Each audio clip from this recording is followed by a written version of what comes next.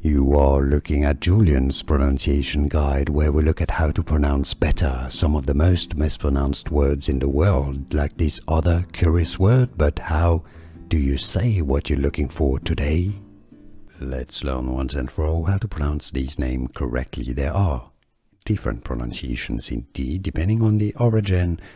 The French pronunciation, for example, is as Marian. In American English, Marian or Marian. Marian, American English. Marian is more common in the UK.